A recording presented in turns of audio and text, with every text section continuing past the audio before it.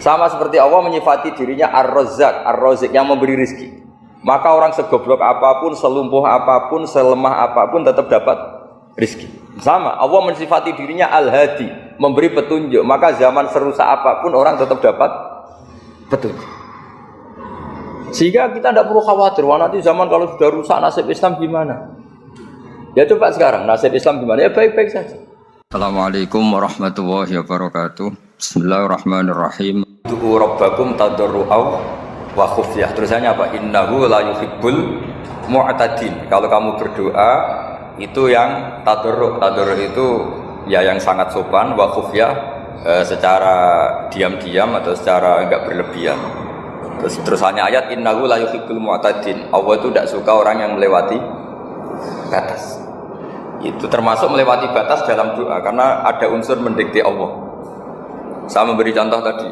Misalnya kita sebagai cowok berdoa, ya Allah saya ingin punya istri cantik, sholihah, nasabnya baik, enggak pernah cerewet, enggak pernah apa. Itu kan nanti nyarinya juga susah.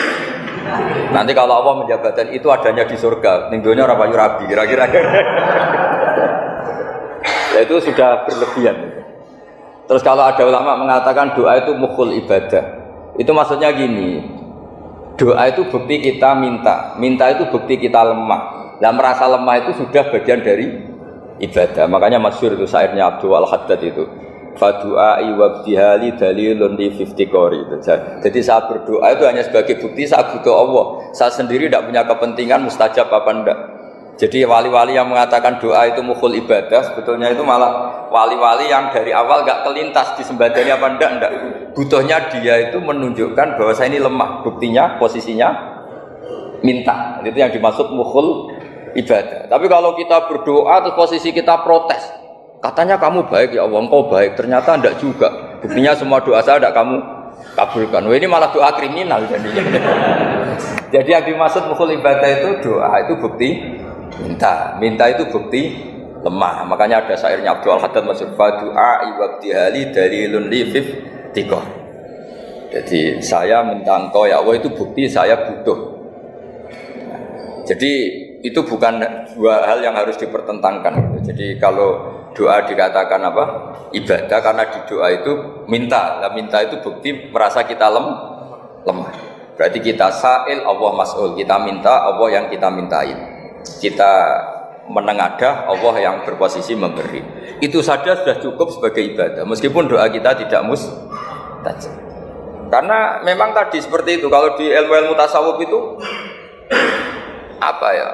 Doa itu memang benar-benar sudah mukhul ibadah karena tadi perasaan merasa butuh sama Allah itu. Nah, merasa butuh itu, nah kalau kita berdoa merasa butuh sama yang kita minta, itu dalam ilmu tasawuf sudah kriminal, berarti kamu lebih butuh makhluknya. Misalnya begini ya, saya ingin punya rumah bagus, terus setelah punya rumah kredit saya utangnya banyak. Sebetulnya saya itu tidak pernah ingat Allah, gara-gara utang banyak, kredit jatuh tempo, terus melibatkan Allah. Ya Allah saya ini utang banyak, ini, tolong dibayar. Sebetulnya saya itu ingat utang, cuma Allah tak libatkan kan gitu. Lah itu tidak akan jadi wali, yang jenis ini tidak akan jadi wali. Saya ingin jadi dosen, libatkan siapa ya nanya? Libatkan Allah, terus malam-malam bangun libatkan Allah.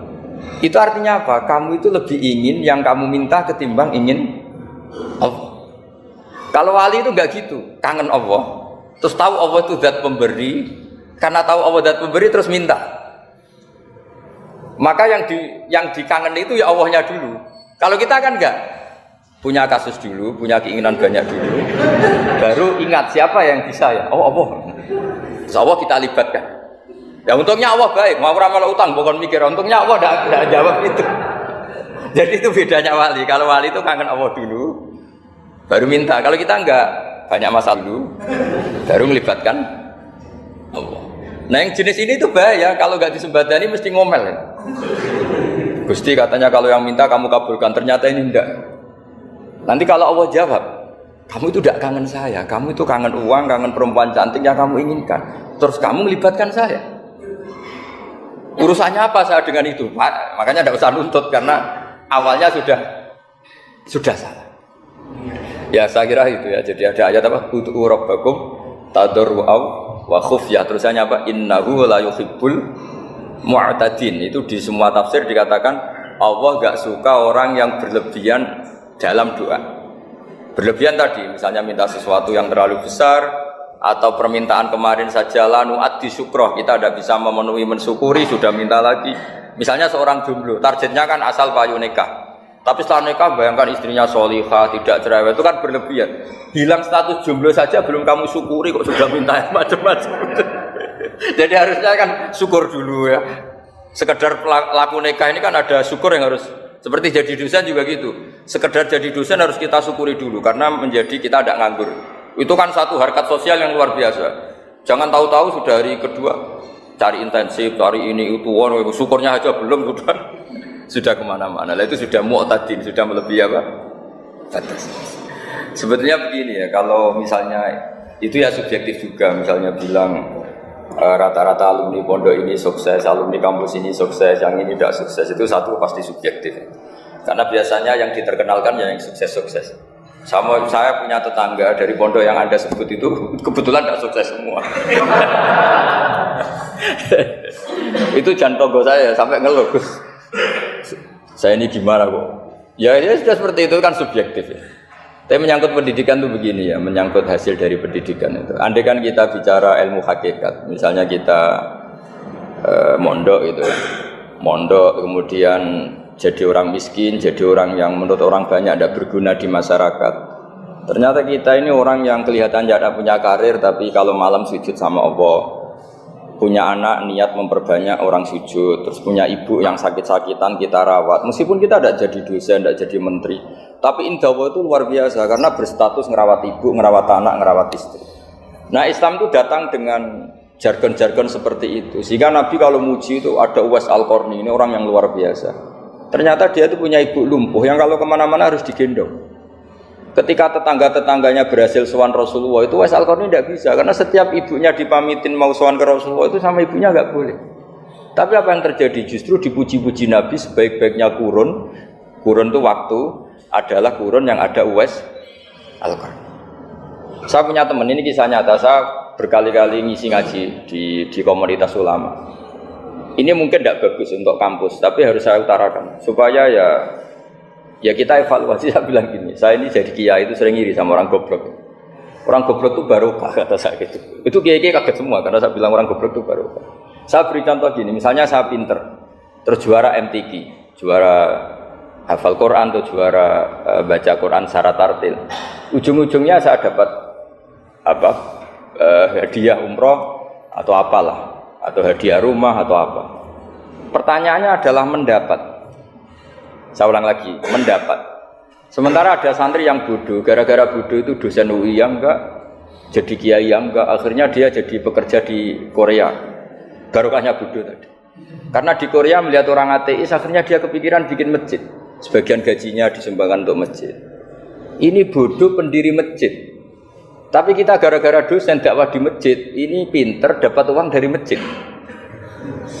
Nah ini bukan nyindir, ini biasa saja, ini maksud saya.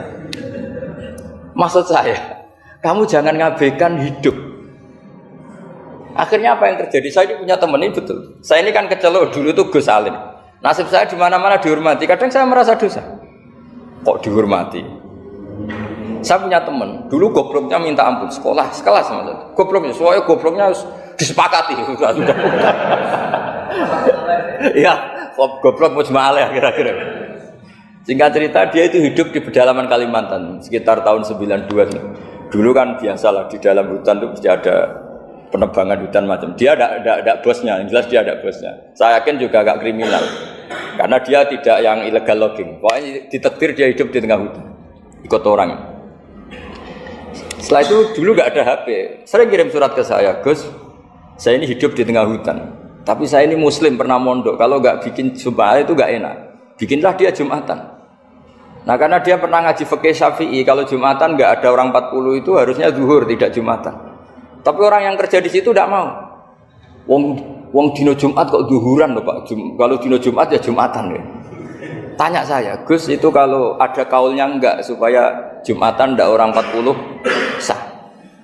Singkat cerita dia lama-lama jadi pendiri masjid di situ. Dia punya sedikit gaji ya dipakai masjid, punya sedikit tanah diwakafkan untuk masjid. Artinya apa? Indawa ini banyak orang bodoh, ternyata di komunitasnya dia muassis, pendiri, pemberi. Sementara kita yang keceluk pinter, dapat umroh, dapat bonus. Kira-kira nanti kita ketemu Allah, kamu pernah nyumbang Islam apa? Yang bodoh jawab, oh nanti Gusti bikin masjid di pedalaman. Kita yang pinter. Kayaknya kalau memberi enggak lah Gusti. Reputasinya mendapat. Nah artinya gini, kita jangan mengukur. Makanya Rasulullah itu punya sisi unik. Ini mungkin pelajaran bagi kita semua. Orang-orang Ansor kita tahu semua berposisi memberi Rasulullah. Semuanya orang Ansor. Ngasih rumah, ngasih tanah, bahkan bukan sekedar ngasih Rasulullah, ngasih sahabat-sahabat yang dibawa Rasulullah, yaitu orang Muhajirin. Ketika Nabi mengalami sekian kemenangan, futuhat, Nabi bagi-bagi harta itu orang Ansor gak dikasih, sama sekali gak dikasih. Sehingga terprovokasi sebagian, dan tentu sebagian yang muda-muda, masyhur itu, yang terprovokasi yang muda-muda. Ini pelajaran bagi kita. Wah, ini Rasulullah Muhammad mulai tidak fair, yang dikasih orang-orang kafir Quraisy yang barusan masuk Islam. Paling Nabi karena jenenge tonggo, sawak dhewe kan kenalan anyar gitu. Jadi dimenangkan sing tonggo, yaitu orang-orang kafir Quraisy yang sekarang baru masuk Islam. Singkat cerita akhirnya Nabi dengar gosip itu, dengar bahwa Nabi dikomentari mulai tidak adil karena memprioritaskan orang-orang Quraisy yang notabene adalah keluarga Nabi, tetangga Nabi, kampung halaman Nabi. Akhirnya Nabi bilang, coba semua orang Ansar kumpulkan di satu kubah, satu khimah besar di Jirona pas itu. Dikumpulkan, terus orang Ansar ditanya, dengar-dengar makolatun balagona angkum, ada satu makalah dari kamu, apa betul itu kamu yang mengatakan? Terus ketua orang Ansar ada yang namanya Sa'd bin Ubadah berdiri, ya Rasulullah amazu ahlamina fala yaquluna syai'an. Orang-orang terpelajar kita ada yang komentar, tapi yang muda-muda ini memang ngomong seperti itu, bahwa jenengan sekarang mulai lebih tertarik ngurusi orang-orang Quraisy daripada kita. Terus itu di Jirona itu ya kira-kira berapa kilo ya, 40 kilo atau 30 kilo dari Mekah. Zaman itu Nabi posisi di Jirona. Jawabannya Nabi itu unik. Oh iya, kata Nabi. Apa yang dikatakan Nabi? Saya ini Rasulullah, nanti kamu pulang bersama saya. Tapi orang-orang ini, orang-orang Bedui ini, setelah saya kasih kambing, saya kasih unta, mereka pulang. Ama tardona ayarji annasu bisyati wal ba'ir wa tarjiuna antum bi Rasulillah. Kamu ini nanti mendapat saya ini nanti ikut pulang kamu ke Madinah. Berarti kamu mendapat saya, afdalul khalqi, orang terbaik di dunia. Mendapat sayyidun nabiyyin wa. Tapi orang-orang yang setelah saya kasih uang itu pulang. Artinya gini, kamu berorientasi mendapat saya apa mendapat uang? Nangis semua orang Ansor, enggak Gusti, ya sudah mendapat jenengan saja duit gak nolak. Ternyata Nabi itu mentertawakan sama nyuwun sewu Arabul Arab, orang-orang Bedui Arab. Ya Rasulullah, ini baru Islam, tolong diservis dong, namanya mu'allaf. Saya baru Islam, tolong diservis toh. Ya Rasulullah, ya sudah kamu ngambil unta ini diambil pulang. Yang satu minta kambing diambil pulang. Terus kata Nabi, "Kowe seneng duwe kelakuan ngono, ketemu Nabi ra tertarik ngaji. Bar tok duit mulai bar tok duit. Sementara kamu mendapat saya." Intinya Rasulullah ingin mengajarkan ke orang-orang Ansor, kamu dulu tuh heroik. Posisinya memberi untuk Islam, maka heroik kamu tidak akan saya batalkan. Dari mental memberi kemudian ingin mental mendapat. Itu hebatnya Rasulullah. Jadi kalau dalam tradisi sahabat, misalnya saya sering ditolong orang gitu. Kok setelah saya jadi kiai besar atau jadi Wapres kira-kira gitu kayak Pak Ma'ruf Amin, itu malah sebaiknya tidak usah balas yang berjasa kalau ini calon wali, karena nggak boleh kebaikan itu dibatalkan dengan mendapat. Ini cara teori politik masalah ya. Tapi kalau teori wali keharusan, masa ngamal kok dibatalkan? Bahkan ini ngaji, kalau ngaji itu ya daftarnya jadi wali, jangan jadi politikus kan gitu. Jadi ibarat kita coba sekarang banyak kampung itu geger kan gara-gara itu. Wakifnya masjid itu ikhlas tanah untuk masjid. Dua anak cucunya kok terus ambisi jadi imam, jadi pengurus takmir, padahal tidak layak. Mereka mungkin tidak alim, tidak soleh. Ini kan terus gak fair. Wakifnya ikhlas, siapa aja ngelola boleh asal kompeten. Anak cucunya tidak ikhlas. Nabi itu nggak mau. Jika masyhur orang Ansor itu ketika Nabi menawarkan, kita sekarang sudah futuhat, apa harta yang kamu kasihkan muhajirin tak kembalikan, sekarang negara mampu. Tidak ya Rasulullah, kita tidak akan mengambil sesuatu yang sudah kasihkan lillahi ta'ala. Orang muhajirin juga sama ketika di Ji'ronah di Mekah, ini Mekah sudah kita taklukkan. Tanah-tanah yang sekarang dikuasai orang kafir, yang dulu kamu tinggalkan lillah, sekarang bisa kamu ambil lagi karena sekarang Mekah sudah dikuasai Islam. Kata orang muhajirin apa? Kita tidak akan mengambil sesuatu yang sudah kita kasihkan lillah. Jadi kamarnya malu. Yang kita lama sekali bermental memberi, kemudian kita sekarang ingin bermental mendapat. Artinya gini, kalau jenengan ngukur kegagalan itu orang-orang bodoh itu barokahnya luar biasa. Coba kalau semua orang pinter misalnya, kayak saya, kayak Pak Rektor misalnya, itu bingung masyarakat. Barokahnya orang bodoh di tengah-tengah pasar ada konsultan, barokahnya dokter-dokter yang bijinya tidak pati bagus, akhirnya di pedalaman ada dokter. Gara-gara prestasi pas-pasan di pedalaman. Coba kalau prestasinya kelas A semua, mungkin sudah hidup di Jerman semua. Indonesia bisa kurang stok penyuluh. Jadi pertanyaan jenengan tadi, ya tadi kalau saya disuruh jawab dengan ilmu hakikat, Allah merencanakan itu sudah luar biasa. Harus digawe pinter, setengah goblok. Ini semuanya kalau ilallah wa fillah itu semuanya barokah. Karena tadi nggak bisa bayangkan. Andai kan tidak ada santri sing rapati pinter itu di pedalaman Kalimantan itu tidak ada yang jadi dai. Oh kalau pinter nggak mau, pasti nggak mau. Barokahnya goblok kan. Sampai saya ini tahadus bin nikmat. Sampai mereka bilang gini, sekarang kan ada telepon, sering telepon saya, Gus, jenengan jangan mati dulu. Karena kalau jenengan mati kita jadi kiai juga selesai. Karena mereka tuh gak pinter tapi jadi kiai di Papua, di pedalaman mana-mana. Itu kalau ditanya halal haram sudah bisa. Mau ngerti nak sholat itu madem mulon itu aja. Jadi setiap ada pertanyaan hukum mesti telepon saya. Kadang tamunya nunggu, Gus jawab saiki mati ora apa jawab. Karena tamunya nunggu. Ya karena tadi dulu di pondok gak pinter, misalnya tahu hanya gini dok, perempuan kalau datang bulan gak boleh sholat. Dia gak tahu detail-detailnya, misalnya ada perempuan yang mustahadah, berhari-hari selalu keluar darah berbulan-bulan. Nah ngajinya belum sampai sana, kalau kita kan sampai sana.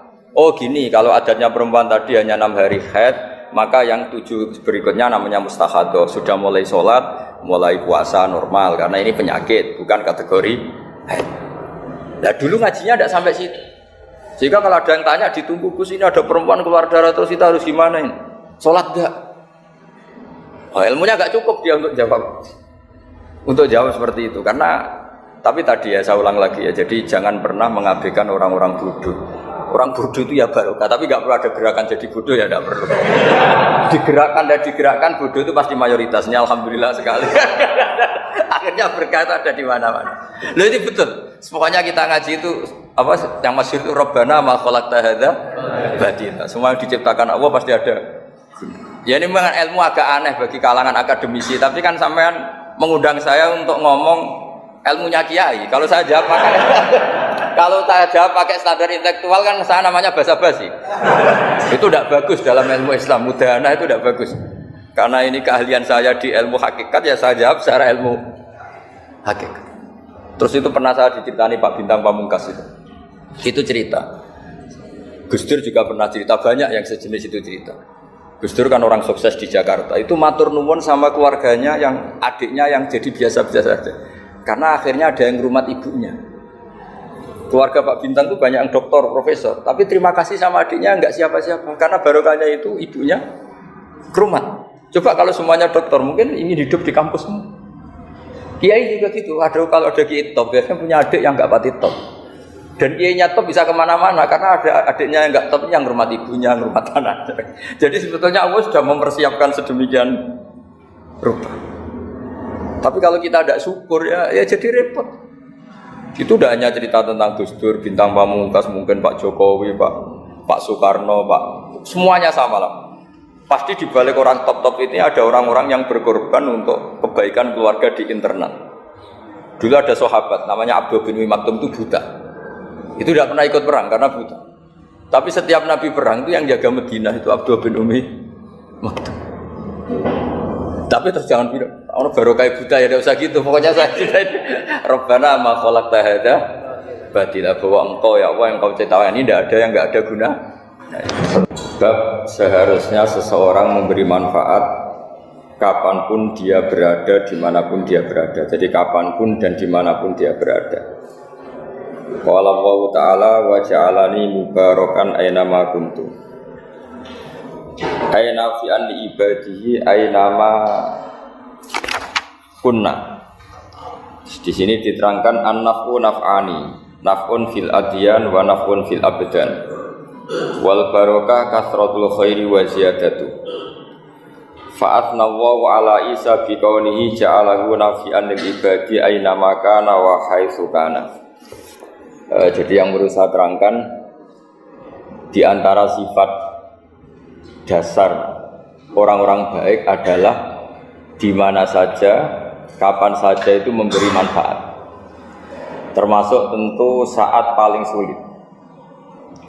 Jadi Nabi Isa menceritakan dirinya itu wa ja'alani mubarakan aynama kuntu, saya ditakdir Allah berada di mana saja memberi berkah, memberi kemanfaatan bagi orang lain. Ada beberapa cerita tentang Nabi Isa. Jadi perlu diketahui ada 3 nabi yang seperiode. Satu Ibrahim dan Nabi Lut. Ibrahim itu sama Nabi Lut itu pernah paman. Kedua Nabi Musa dan Harun. Sebetulnya yang jadi nabi itu Nabi Musa, tapi Nabi Musa karena alsak, lisannya tidak jelas, minta Nabi Harun, ya tentu minta kepada Allah supaya Nabi Harun jadikan nabi. Terus ketiga Nabi Isa dan Yahya. Yahya bin Zakaria, terus Isa ini pernah keponakan Zakaria. Kira-kira kalau di Jawa ya misanan antara Yahya dan Jawa Isa. Jadi ada 3 nabi yang seperiode. Tapi yang paling berkompeten, yang sederajat kira-kira seperti itu hanya Isa dan Yahya. Karena Nabi Lut dan Nabi Ibrahim itu beda level. Karena Lut ini pernah keponakan, jadi hubungannya kira-kira yang murid dan guru. Terus Musa dan Harun itu juga nggak level, karena Nabi Harun ini jadinya nabi itu atas permohonan Nabi Musa. Sehingga meskipun Harun itu kakaknya, tapi nggak berani bantah. Jadi Nabi Musa itu dalam cerita beliau itu alsak. Alsak itu lesannya agak kedal. Tapi ini alsak yang barokah. Jadi dulu ceritanya Musa kecil karena dia seorang nabi, beliau seorang nabi. Itu kalau melihat Fir'aun itu mangkelnya bukan main. Padahal kecilnya dirawat Fir'aun. Sehingga cerita mulai kecil sudah usil. Kalau melihat Fir'aun itu ya jenggotnya dipakai mainan. Terus pokoknya nakal. Lama-lama Fir'aun curiga, dasar orang Israel. Nabi Musa ini turunan Israel. Lama-lama Fir'aun itu yakin kalau itu sengaja. Akhirnya Fir'aun mau membunuh Musa. Terus kata istrinya Fir'aun, Musa itu masih anak kecil. Jadi seperti itu ya bawaan anak kecil, bukan bawaan kebencian terhadap orang Kipti, orang Mesir. Kalau dalam bahasa kitab kuno Mesir itu Egypt al-Kipti, makanya disebut Maria al-Kiptiyah. Kalau orang sekarang bilang Egypt itu bahasa kunonya Mesir itu al-Kiptiyah. Nah, memang secara bahasa Arab Mesir itu nggak mungkin, bahasa Arabnya Mesir itu nggak mungkin karena Misro itu maknanya kota. Jadi kalau kamu bilang kamu kemana, ke Misro, ke kota, lah yo kota mana, yo kota Mesir, itu bisa debat kusir. Jadi ya kayak kita lah, kita sekolah di mana? Di madrasah. Madrasah terjemahnya apa? Sekolah. Nah, kemudian oleh istrinya Fir'aun ya gini saja, buktikan kalau Musa itu masih anak kecil. Masyhur itu dalam cerita dikasih bara api sama apel. Sebenarnya Musa kecil ini sudah pinter mau milih apel. Sama malaikat Jibril diarahkan tangannya itu ngambil apa? Bara api terus dikunyah. Itu yang menyebabkan lisannya Musa itu alsak, agak pelak. Nah ketika jadi Rasul itu akan repot karena nanti harus pakai penerjemah. Jadi seorang Rasul tapi lisannya tidak apa? Cakap. Akhirnya Nabi Musa realistis ngendikan ketika diutus wa akhi Harun wa afsahu minni lisanan fa arsilhu ma yarid ayyusaddiquni inni akhafu ayyukadzibun. Ya Allah, saudara saya Harun itu lisannya lebih fasih. Tolong jadikan dia Rasul. sebagai penguat saya. Akhirnya Allah mengabulkan doanya Nabi Musa, kemudian Harun dijadikan sebagai apa?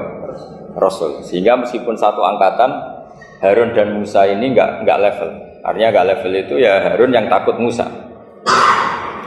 Terus ketiga ini Nabi Yahya dan Nabi Isa. Ini umurnya ya seangkatan, kecerdasannya, jadi nabinya sama-sama mulai kecil. Kita tahu Nabi Yahya termasuk yang diberi kitab Allah, ya Yahya khudil kitaba biquwwah wa atainahul hukma sabiyya. Yahya berpeganglah kitab secara kuat dan dia saya kasih kenabian ketika kecil. Sama dengan Nabi Isa yang disebut wa yukallimun nasa fil mahdi wa kahla. Sehingga karena selevel, dua nabi ini menjadi figur besar dalam manhaj, dalam metode dakwah. Dua karena masih misanan, jadi kalau Jawa kira-kira mirip misanan. Dua nabi ini kalau memilih satu kampung, itu kalau Nabi Yahya itu milih kalau singgah di satu kampung, Nabi Yahya mesti tanya, orang sini yang paling soleh siapa, yang paling baik siapa. Ya terus singgah atau nginap di rumahnya orang baik tadi. Tapi kalau Nabi Isa enggak, orang sini yang nakal siapa, yang paling beling siapa. Terus Nabi Isa singgah di situ. Akhirnya ada pertanyaan dari Nabi Yahya, lima tanzilu ala syirarin nas. Kenapa kamu selalu singgah di orang-orang nakal? Syiror itu orang-orang nakal. Masyhur itu Nabi Isa menjawab, ana tabibun udawil mardo. Di mana-mana Nabi itu ibarat seorang dokter, kerjaannya tentu menyembuhkan orang-orang yang apa? Sakit. Jadi dua nabi ini sering berdebat, tentu debat yang baik, dan itu menjadi cara Jawa itu punjeri ilmu. Jadi manhaj ilmu besar antara Yahya dan Isa. Begitu juga Nabi Yahya itu kelihatan agak rileks, panik, saking takutnya sama Allah. Kalau Nabi Isa itu rileks, pokoknya kumpul orang-orang nakal itu ya rileks. Akhirnya ada dua pertanyaan sekaligus nanti jadi dua manhaj. Kenapa kamu sering masam itu, sering kalau bahasa Arab itu abasa ya. Terus yang Nabi Yahya balik bertanya, kenapa kamu sering senyum, sering tertawa? Kenapa memangnya? Terus ka'annaka ta'manu min makrillah, kamu sering senyum kayak kami sudah terbebas dari azab Allah, dari ditegur Allah, seakan-akan kamu orang paling benar yang enggak akan salah. Nabi Isa balik tanya, sama kamu sering masam, sering merut, ka'annaka taqnatu min rahmatillah, seakan-akan kamu putus asa dari rahmatnya Allah. Sehingga kemudian itu jadi manhaj besar. Kalau terlalu senyum, ya dianggap orang yang kayak nggak punya perasaan dosa.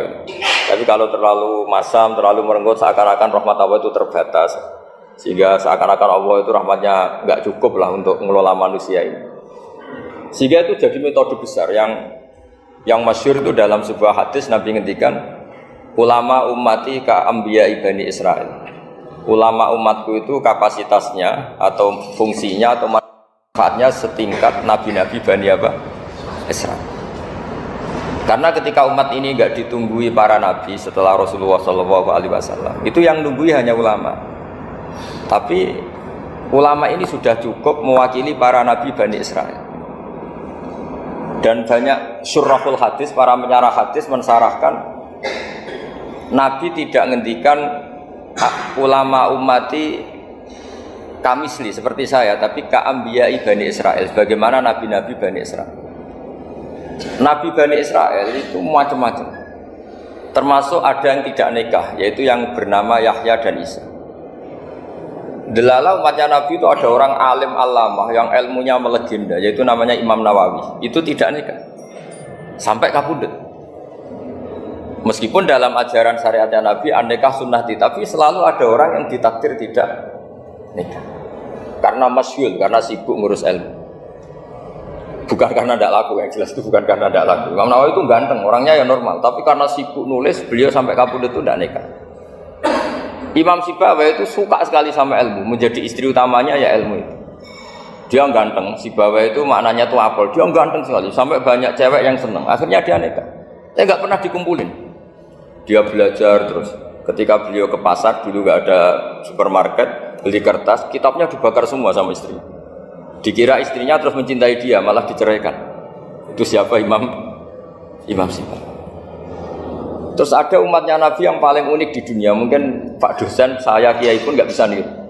Tuh ada orang tuh ganteng sekali, istrinya cantik sekali. Itu tahu-tahu sudah 10 tahun tidak pernah hubungan suami istri. Karena ketika si suami itu tahu istrinya cantik, itu langsung sholat sujud syukur, sholat terus, saking senengnya punya istri cantik. Yang istrinya cantik juga solihah, tahu suaminya ganteng ya terus sholat terus syukur. Itu sampai berhari sampai bertahun-tahun. Terus ketika ketemu cocokan, dek kita sudah nikah berapa? Terus dilihat kayaknya sudah 10 tahun, tapi tidak pernah hubungan. Oh itu nggak kebayang itu. Ganteng sama cantik, kalau jelek sama jelek itu mungkin. Yang satu bilang naudzubillah, satu itu kan nunggu rafa saja. Ini enggak ganteng sama cantik. Nah, kenapa kualitas ulamanya Rasulullah itu bisa seperti Nabi Bani Israel? Karena agama ini, umat ini sudah ada ditunggui para nabi. Jika mau tidak mau kualitas ulama, alhamdulillah barokahnya Nabi itu berkualitas kayak nabinya Bani Israel. Nah ini penting sekali saya utarakan supaya dicek saja. Kalau kita nggak percaya, dicek saja dalam hadis-hadis sahih. Misalnya begini, ketika Nabi memenangkan perang Badar, itu ada Asra Badrin, tawanan-tawanan perang Badar. Nabi suka musyawarah, suka rembukan. Ya Abu Bakrin, menurut kamu tawanan ini diapakan? Kata Abu Bakar, hum asyiratuka, mereka itu keluarga engkau, orang-orang Quraisy. Ya dibebaskan saja, pakai tebusan. Nanti uang itu kita kelola supaya jadi penguat Islam, dan orang-orang ini merasa utang jasa karena harusnya dibunuh tapi kita bebaskan. Terus tanya, bagaimana kamu ya Umar, menurut kamu? Kata Umar, ini kan orang-orang yang dulu ingin bunuh kamu, yang ingin menghabisi jenengan, ingin dan sudah ngusir jenengan. Ya setelah ketangkap ya dibunuh, kok repot. Apa kata Rasulullah? Rasulullah spontan ngendikan, inna masalah kayak Abu Bakrin kama sali Ibrahim, kamu ibarat kayak Nabi Ibrahim. Izqala faman tabi'ani fa innahu minni wa man asani fa innaka ghafurur rahim. Jadi Nabi Ibrahim itu unik, melihat umat itu sesyafakoh itu. Syafakoh itu banget sayangnya. Nabi Ibrahim cara berpikir, faman tabi'ani fa innahu minni, orang yang ikut saya ya Allah pasti golongan saya, tentu layak masuk surga. Waman asoni, orang yang mendurhakai saya, fa innaka ghafurur rahim, engkau maha pengampun. Bukan yang mendurhakai langsung masuk neraka, enggak, engkau maha pengampun. Wa masaluka ya Umar kama salin Nuh, isqala rabbi la tadzar ala ardi minal kafirina dajjara. Umar, kamu mirip Nabi Nuh, inginnya semua orang kafir dihabisin. Ya masyhur kan Nabi Nuh itu enggak ingin ada orang kafir sampai ada banjir tufan. Nah kalau sama tanya, bedanya apa dengan garis keras sekarang? Bedanya ya beda sekali. Kalau Nabi Nuh benci sama orang kafir itu diserahkan yang punya, sehingga yang punya yaitu Allah yang menghukum dengan banjir bandang. Tapi kalau kita kan kadang kita bertindak sendiri, jadi potensi disalahkan. Yang jelas dalam hadis-hadis sahih, Nabi Nuh itu tidak bisa mensyafaati karena itu. Ketika diminta ini hadis sahih, bukan ada di Bukhari, ada di Muslim. Karena biasanya kalau di kota itu ditanya, ini sahih enggak? Untungnya yang tanya kadang enggak paham, ini alhamdulillahnya. Jadi wah repot. Nabi Nuh itu diantara sebabnya enggak bisa mensyafaati adalah pernah corong Jawa maksudno kaume. Kalau dalam bahasa Arab itu da'a li Zaidin berarti mendoakan positif, kalau da'a la Zaidin mendoakan negatif. Kalau orang Jawa itu ada doa, ada pasot. Nabi Nuh adalah orang yang pernah maksudkan kaumnya. Nah, saya cerita sedikit tentang Nabi Nuh dan Nabi Ibrahim. Nabi Ibrahim dianggap di cerminannya Abu Bakar, dianggap niru Ibrahim, cerminannya Umar dianggap niru Nabi siapa? Nabi Nuh. Lalu kalau sampean tanya, bedanya gimana? Begini logikanya. Andai kan kita mengkaji secara akademik begini. Ada ulama besar namanya Abul Hasan Asyadzili, itu masyhur di Indonesia menjadi Thariqah Syadziliyah.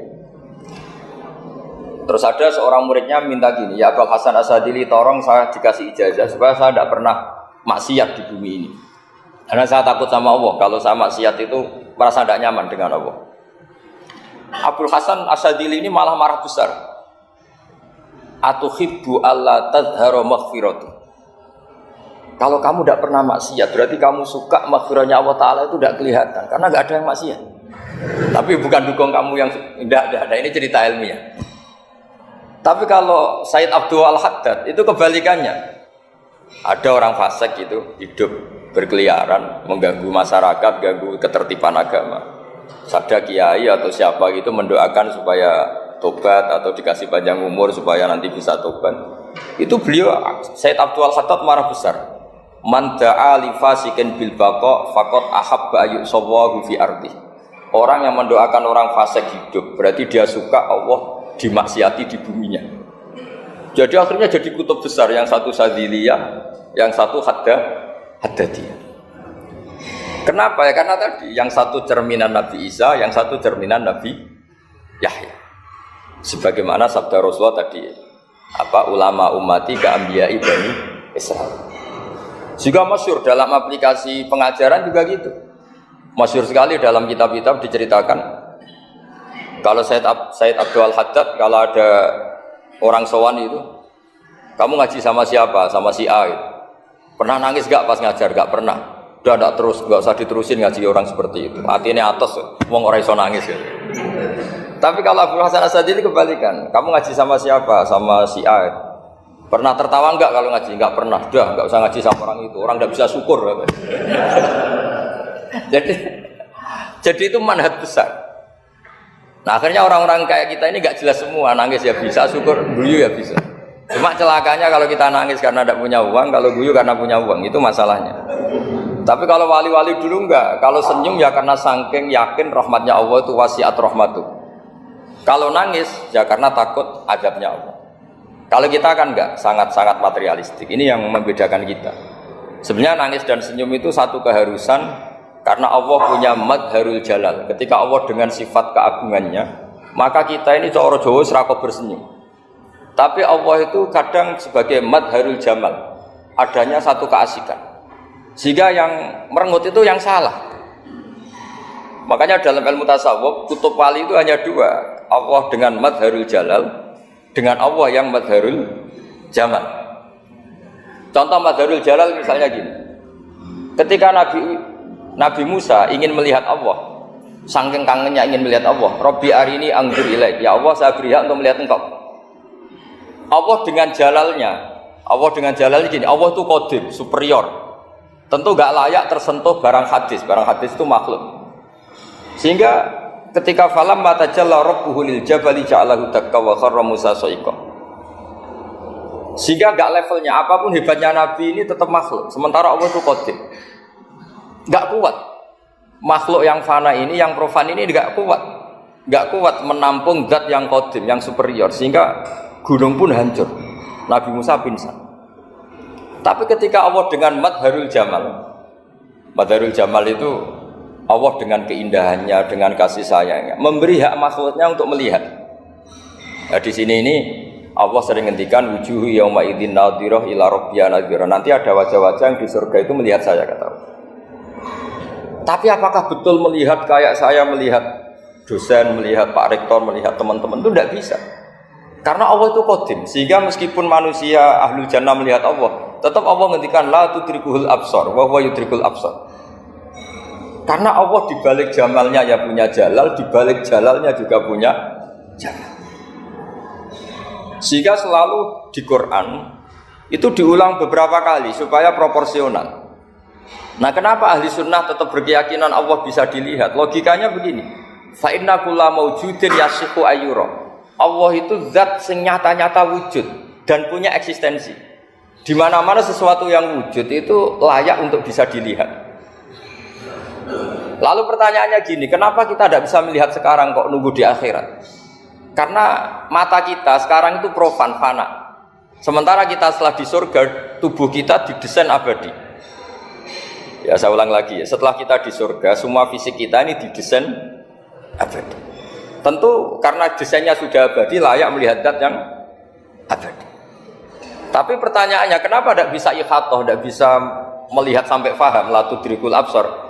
Karena abadi kita itu diabadikan. Sebagaimana surga abadinya diabadikan, neraka diabadikan. Sementara Allah abadi dengan dirinya sendiri, yaitu Al-Qayyum, atau dalam bahasa ngajinya Qiyamuhu binafsi. Nah, lalu Pertanyaan, makanya Mu'tazilah itu menentang betul kalau orang di surga bisa melihat Allah. Cara berpikir Mu'tazilah melihat itu artinya yang dilihat ada arahnya, sementara Allah terbebas dari arah. Tapi kata ahli sunnah cara berpikir tidak seperti itu. Melihat itu pokoknya tahu. Nah, tahu karena mata itu karena kita ditakdir tahu itu karena mata. Sebetulnya yang menjadikan tahu itu tidak mata. Ya kalau tahu ya tahu saja, bukan harus pakai mata. Itu cara berpikir ahli sunnah wal jamaah. Jadi Sabri ya bocoran. Kenapa mazhab ahli sunnah itu yang dipilih oleh banyak mayoritas di dunia, jumhur itu. Ahli sunnah itu dianggap pikirannya lebih orisinal. Misalnya ahli sunnah kalau ditanya, kenapa kamu melihat? Ya melihat saja. Kenapa kamu mendengar? Ya mendengar saja. Kesannya itu tidak rasional, kayak orang yang nggak pinter itu. Tapi sebetulnya itu yang benar. Jadi cara berpikir ahli sunnah itu melihat itu menjadi tahu. Menjadi tahu itu bisa karena mendengar, bisa karena melihat, bisa karena dikasih tahu, bisa karena bersentuhan. Sebab itu di Quran itu ada ayat ala ya'lamu man khalaqa, bukankah zat yang menciptakan itu menjadi tahu. Sehingga kenapa Allah itu selalu tahu? Karena Allah yang menciptakan.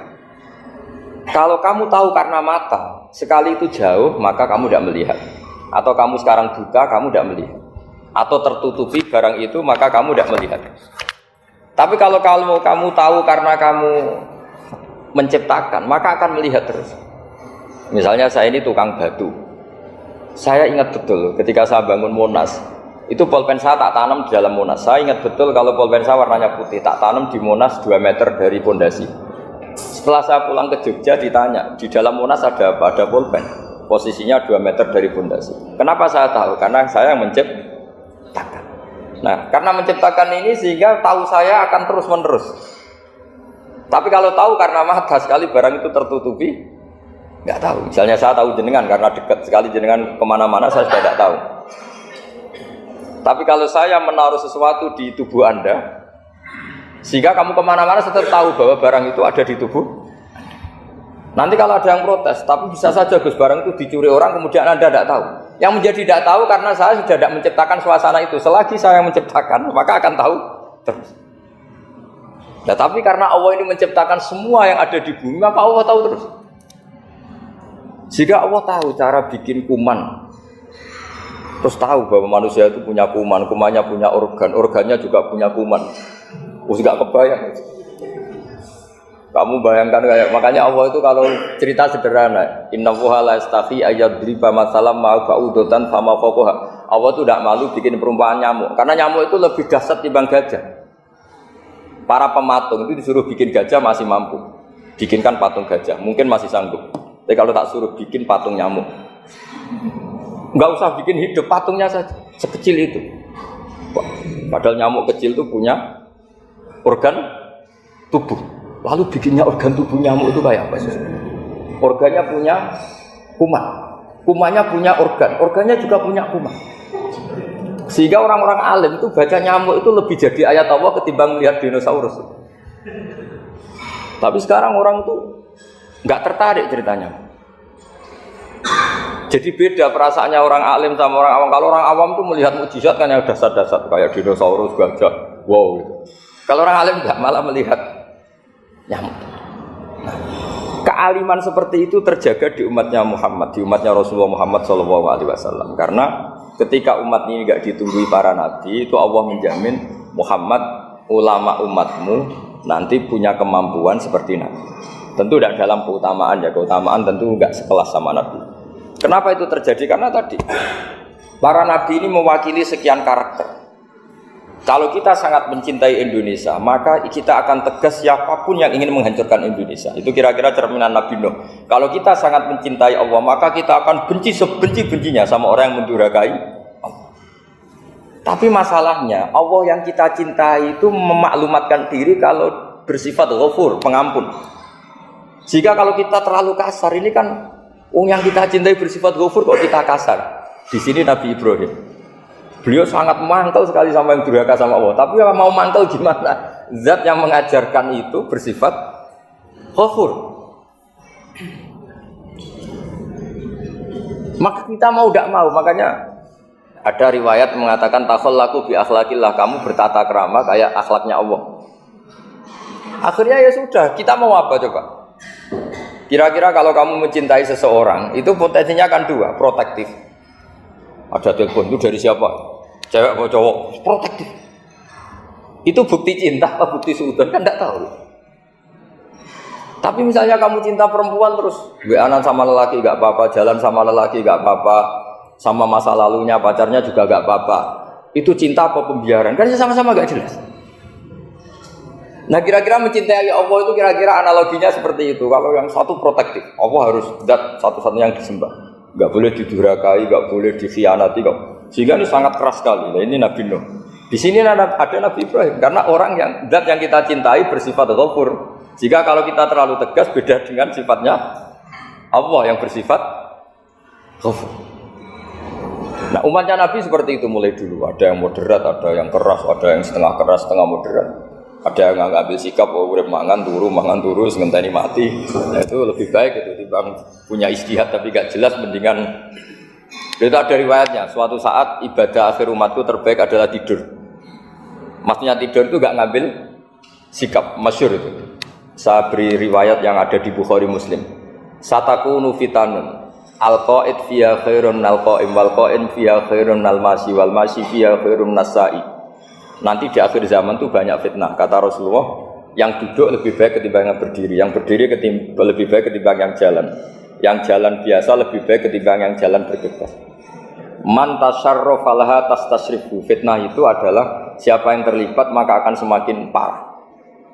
Sehingga semenjak itu ulama berpikir nanti di akhir zaman kalau ada fitnah itu sebaiknya orang ngambil sikap sepasif-pasifnya, secuek-cueknya.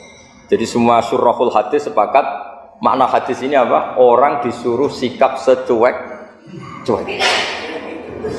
Misalnya pilihan presiden, contoh kecil pilihan presiden. Mungkin para intelektual nggak merasa, tapi kalau ulama itu cara berpikir beda. Pilihan presiden, kamu fanatik milih A, yang satu fanatik milih B. Ya presiden atau bupati atau gubernur. Terus yang satu bilang gini, wah kalau nggak di presideni A, nggak di bupati A, nggak di gubernur A, negara ini rusak. Mungkin betul dari segi jejak rekamnya A ini bagus. Tapi pertanyaannya secara tauhid, bagaimana Anda menggantungkan kesejahteraan sama makhluk? Kamu nggak pernah terusik begitu kan para intelektual? Melukai. Bagaimana mungkin Anda menggantungkan kesejahteraan dengan seorang makhluk? Wah kalau di presiden A pasti Indonesia makmur, kalau bupati A pasti Sleman makmur, pasti Bantul makmur. Nah bagaimana mungkin makhluk yang sedang soleh kamu pastikan selalu soleh? Wong dia makhluk bisa berubah. Sementara yang B misalnya fasik, wah kalau dipimpin B pasti rusak negara. Bagaimana kamu pastikan B yang fasik selalu fasik? Dia saja dia husnul khotimah, yang fasik pas mimpin jadi soleh, yang soleh pas mimpin jadi fasik. Akhirnya ulama karena tahu sifat dali di tangan Allah, sikapnya nggak jelas. Saya ini termasuk orang yang terkenal nggak jelas. Karena kalau ditanya, Gus sampai milih presiden mana, bakti mana? Sanut pangeran sing dadi aku loyal. Wah, anut pangeran yo kacau. Wah, luwih kacau menan anut pangeran kata saya. Ini kan sudah tidak sambung karena pikirannya ulama.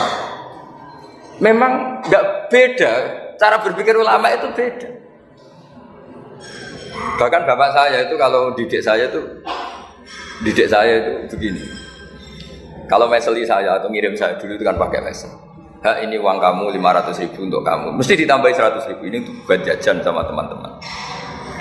Mesti ada uang pokok, ada uang sedekah.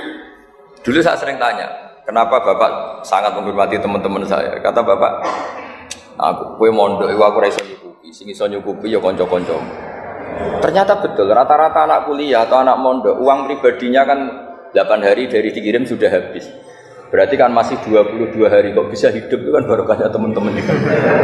Malah yang agak beling itu 1 hari sudah habis, berarti ada 29 yang bergantung sana sini. Sehingga Nabi dulu cara ngendikan itu unik. Kata Nabi, da'un nasa yarzuqu wa ba'duhum ba'duh. Manusa barnawa, engko saling memberi rezeki. Ketika ada kolab, Medina itu pernah kolab, terus sekarang pernah defisit itu. Beberapa pakar ekonomi datang ke Rasulullah, ya Rasulullah, sa'ir, tolong dikasih harga standar. Tapi apa jawabannya Nabi? La tusairu fa inna Allaha huwal musair. Kamu jangan kasih harga, Allah sendiri yang menentukan harga itu. Terus kata Nabi, kenapa engkau begitu ya Rasulullah? Ini negara harus ditentukan harga karena gini-gini. Kata Nabi, saya tidak ingin ketemu Allah dalam keadaan dolim. Tapi ini tentu di teori ilmu modern ini masalah. Tapi menurut orang modern. Tapi kalau menurut ilmu hakikat itu nggak akan masalah. Misalnya, kenapa Nabi tidak menentukan harga dalam keadaan negara seperti itu? Jawabannya pakar-pakar hakikat. Ya saya ulang lagi pakar-pakar hakikat begini. Misalnya ada orang menimbun supaya nanti harganya mahal ya. Terus ditimbun terus sampai nunggu harganya mahal. Lama-lama dia sadar kalau timbunannya nggak ada gunanya karena ternyata orang nggak beli. Nah, ketika orang nggak punya kemampuan beli, yang menimbun juga tidak punya uang. Nah, tapi kalau sampean tanya, tapi Gus nak tuku barang pokok kan kita mati karena kehabisan stok. Itu masalah tauhid Anda. Bagaimana mungkin kamu membayangkan seorang makhluk tidak bisa hidup atau nggak dapat rezeki? Nabi itu orang yang sampai ke derajat hakikat dari tidak pernah bayangkan gitu. Salah sampean jadi orang yang tauhidnya masalah. Sehingga terus bayangkan, wah kalau negara ini chaos, wah kita makan apa? Kalau negara nggak stabil, wah kita gimana? Itu tidak bisa seperti itu. Dulu ketika kita dijajah Belanda, itu kiai-kiai kita, Mbah Hasyim Asy'ari, Mbah Ahmad Dahlan, mondoknya di Mekah. Sampai alim alama, dua beliau, Mbah Hasyim sama Mbah Ahmad Dahlan itu ngajinya sama-sama Syekh Khotib Minangkabau. Cuma Mbah Hasyim lebih menekuni ke Syekh Mahfud Termas, yang satu menekuni Syekh Khotib Minangkabau. Jadi dua beliau itu ngaji di guru yang sama. Mbah saya, buyut saya itu ya sudah mondok Mekah. Itu zaman dijajah Belanda. Sekarang kita agak dijajah, nggak mondok di sana.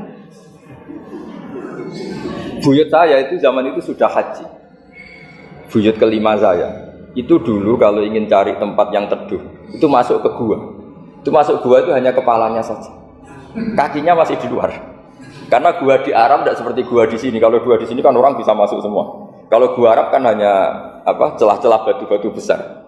Sehingga ketika Rasulullah hijrah ke Madinah, singgah di gua Sur, kata Abu Bakar gimana? Andai kan yang ada orang kafir di depan gua, kata Abu Bakar gimana? Andai kan mereka melihat kakinya pasti melihat kita, karena gua di sana itu satu tubuh tidak bisa masuk penuh. Kalau gua di sini kan ada yang mobil saja bisa masuk. Nah itu bahasa ya kalau mau istirahat itu masuk gua, separuh badan di dalam gua, separuhnya masih di luar. Nah sekarang terus kita bilang, wah kalau kita negara tidak stabil kita haji kemana? Dulu zaman dijajah Belanda kita bisa haji. Soal kebahagiaan. Nenek moyang pulau jenengan tuh anaknya banyak, dijajah Belanda, jajah Jepang, ya nyatanya anaknya banyak-banyak. Itu kira-kira bahagia apa enggak? Nah, artinya gini, ya tentu kita tidak ingin dijajah itu tentu ya, tapi kita ini selalu latah. Wah kalau ekonomi jatuh kita makan apa? Kalau kita dijajah kita tidak perlu seperti itu. Rahmatnya Allah Ta'ala itu akan adrokatna. Rahmatnya Allah Ta'ala akan menemukan kita. Apapun kondisi kita, apapun keadaan kita. Ini cara berpikir tauhid. Sehingga Nabi itu tidak pernah bayangkan umatku nak rata tunggoni piye, ditunggoni Allah. Sehingga masyhur dalam hadis-hadis sahih, la tazalu ta'ifatun min ummati dzahirina 'alal haqq la yadurruhum man khadalahum wala man khalafahum wala man nawa'ahum. Selalu di umatku ada kelompok-kelompok yang selalu membela kebenaran dan tidak akan terkalahkan oleh kesesatan di akhir zaman. Kenapa? Cara berpikir orang tauhid itu sederhana begini. Allah menamakan dirinya Al-Hadi, penunjuk jalan. Dan sifat Allah pasti nafidah karena Allah tidak terkalahkan. Sama seperti Allah menyifati dirinya Ar-Razzaq, Ar-Razik yang memberi rezeki. Maka orang segoblok apapun, selumpuh apapun, selemah apapun tetap dapat rezeki. Sama, Allah mensifati dirinya Al-Hadi, memberi petunjuk. Maka zaman serusak apapun orang tetap dapat petunjuk. Sehingga kita tidak perlu khawatir, wah nanti zaman kalau sudah rusak nasib Islam gimana? Ya coba sekarang nasib Islam gimana? Ya baik-baik saja. Dulu ditunggoni wali songo ya banyak orang Islam. Sekarang nggak usah wali songo, ditunggu dosen-dosen yang ngajar aja nunggu digaji. Kiai pidato ya ada yang beri salam tempel. Itu kalau nuruti definisi ikhlas itu tidak ada yang masuk. Tapi meskipun demikian agama juga jalan. Kenapa agama ini jalan? Karena Allah Al-Hadi, penunjuk jalan. Ketika Allah mensifati dirinya penunjuk jalan dan sifatnya Allah pasti nafidah, pasti terjadi. Karena Allah tidak pernah gagal. Sehingga agama ini akan ada terus sampai akhir zaman. Coba Amerika kayak apa, Islamofobia. Di Amerika tambah lama tambah banyak Islam, Eropa juga gitu, Australia juga gitu. Anda kan nuruti teori sosial. Sudah dunia sudah materialistik kayak gini, orang dohirnya itu akan meninggalkan agama. Nyatanya enggak juga. Saya pernah di Korea seminggu, itu di negara ateis. Itu TKI ke sana tuh nyari uang. Ternyata ya kepikiran bikin masjid, bikin komunitas Islam. Coba siapa yang menggerakkan hati itu? Hanya Allah Subhanahu wa Ta'ala. Ya, jadi cara berpikir tauhid saya ulang lagi, saya mohon sekali di pengajian ini saya cerita wajah alani mubarakan aina kuntu. Jadi cara berpikir sekian nabi, terus kita punya karakter tertentu, kita milih nabi ini itu sah. Karena ulama ummati ka ambiyai Bani Israel. Ulama umatku itu ibarat kayak nabi Bani Israel. Jadi ada yang milih tadi seperti Nabi Isa fokusnya ngurusi orang-orang nakal. Itu juga bagus karena di mana-mana nabi itu seperti dokter. Tapi Nabi Yahya hanya berkawan sama orang-orang soleh. Kita tahu berkawan orang fasik itu resiko ketularan. Iman pas-pasan wae kancane nang fasik kan taqabbalallahu minna minkum gitu. Wong kamu sendiri tidak sehat-sehat amat berteman orang penyakitan kan bahaya. Tapi kalau kamu sebagai dokter kok hanya berteman orang sehat, lalu kamu penelitiannya gimana? Masa saya dokter spesialis, pernah penelitian, semua orang sehat saya pernah saya teliti. Itu dokter aneh apa enggak? Saya dokter spesialis TBC, spesialis paru-paru. Yang kamu teliti siapa? Semua orang sehat. Pernah meneliti yang sakit? Tidak pernah. Kan ya jadi dokter aneh. Tapi misalnya terus kamu sendiri terus berteman orang penyakitan terus, kan ya rawan tertular. Nah, ini ada dua figur yaitu Nabi Yahya dan Nabi siapa? Ya saya kira demikian. Qala Allah Ta'ala wa ja'alani mubarakan aina ma kuntu. Aina fi an li ibadihi aina ma kunna. Di sini diterangkan an-naf'u naf'ani, naf'un fil adyan wa naf'un fil abdan. Wal barokah kasratul khairi wa ziyadatu. Fa'athna Allahu ala Isa bi kaunihi ja'alahu nafi'an lil ibadi aina ma kana wa haitsu kana. Jadi yang perlu saya terangkan di antara sifat dasar orang-orang baik adalah di mana saja, kapan saja itu memberi manfaat. Termasuk tentu saat paling sulit. Jadi Nabi Isa menceritakan dirinya itu wa ja'alani mubarakan ainama kuntu, saya ditakdir Allah berada di mana saja memberi berkah, memberi kemanfaatan bagi orang lain. Ada beberapa cerita tentang Nabi Isa. Jadi perlu diketahui ada 3 nabi yang seperiode. Satu Ibrahim dan Nabi Lut. Ibrahim itu sama Nabi Lut itu pernah paman. Kedua Nabi Musa dan Harun. Sebetulnya yang jadi nabi itu Nabi Musa, tapi Nabi Musa karena alsak lisannya tidak jelas, minta Nabi Harun, ya tentu minta kepada Allah supaya Nabi Harun jadikan nabi. Terus ketiga Nabi Isa dan Yahya.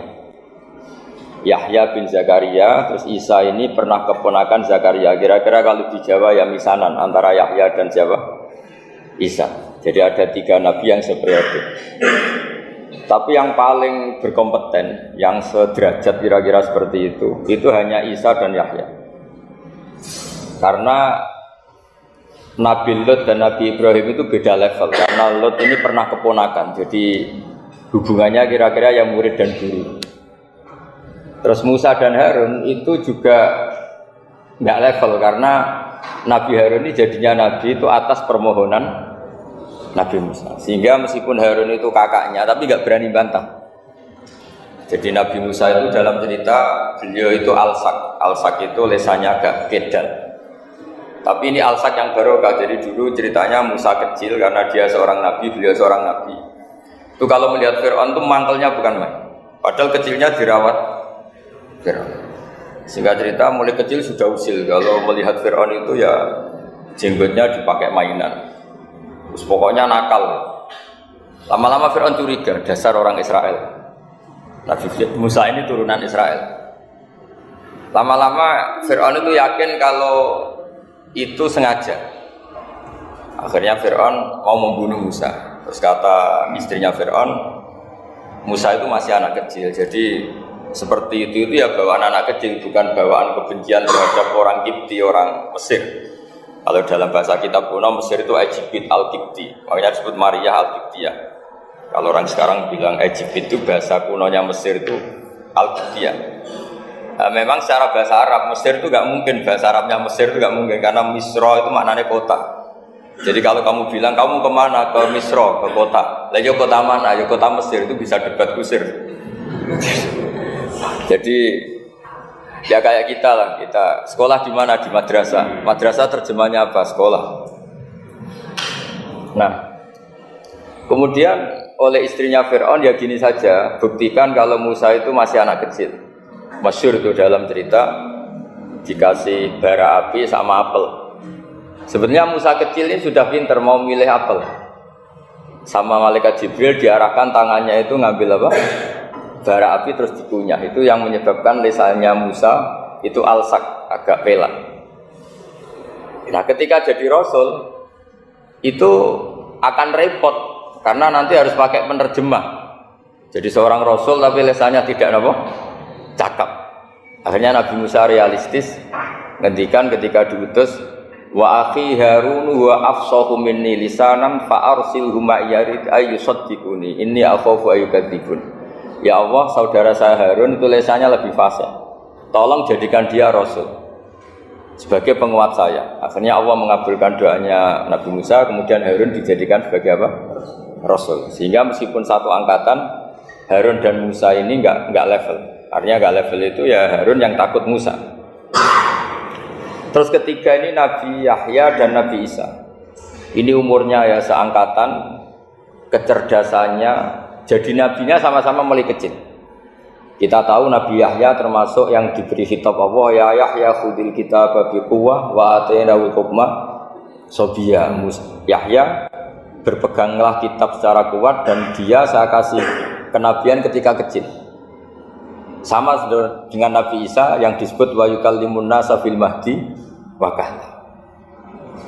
Sehingga karena selevel dua nabi ini menjadi figur besar dalam manhaj, dalam metode dakwah. Dua karena masih misanan, jadi kalau Jawa kira-kira mirip misanan.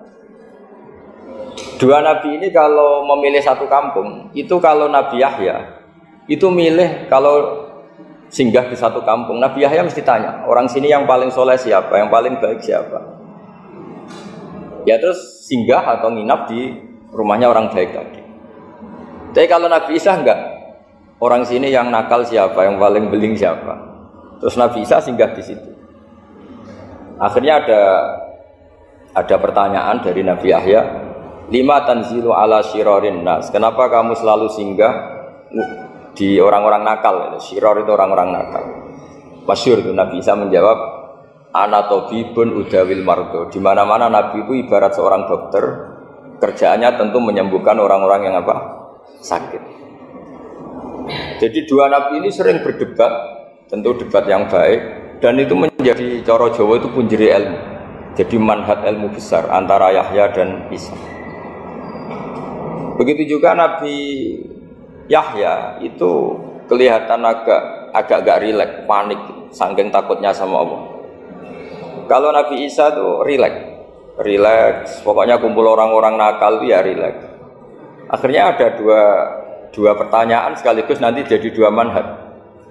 Kenapa kamu sering masam, sering kalau bahasa Arab itu abasa ya.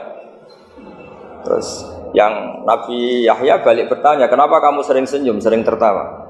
Kenapa memangnya? Terus ka'annaka ta'manu min makrillah, kamu sering senyum kayak kami sudah terbebas dari azab Allah, dari ditegur Allah, seakan-akan kamu orang paling benar yang enggak akan salah. Nabi Isa balik tanya, sama kamu sering masam, sering merut, ka'annaka taqnatu min rahmatillah, seakan-akan kamu putus asa dari rahmatnya Allah. Sehingga kemudian itu jadi manhaj besar. Kalau terlalu senyum, ya dianggap orang yang kayak nggak punya perasaan dosa. Tapi kalau terlalu masam, terlalu merenggut, seakan-akan rahmat Allah itu terbatas. Sehingga seakan-akan Allah itu rahmatnya nggak cukup lah untuk mengelola manusia ini. Sehingga itu jadi metode besar yang masyhur itu dalam sebuah hadis Nabi ngendikan ulama ummati ka anbiya Bani Israil. Ulama umatku itu kapasitasnya atau fungsinya atau manfaatnya setingkat nabi-nabi Bani apa? Israil. Karena ketika umat ini enggak ditunggui para nabi setelah Rasulullah SAW, itu yang nunggui hanya ulama.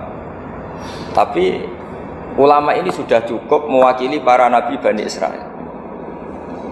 Dan banyak syurahul hadis, para penyarah hadis mensarahkan Nabi tidak ngendikan ulama ummati kamisli seperti saya, tapi ka'ambiyai Bani Israel, bagaimana nabi-nabi Bani Israel. Nabi Bani Israel itu macam-macam, termasuk ada yang tidak nikah, yaitu yang bernama Yahya dan Isa. Delala umatnya Nabi itu ada orang alim alamah yang ilmunya melegenda, yaitu namanya Imam Nawawi. Itu tidak nikah sampai kabudut.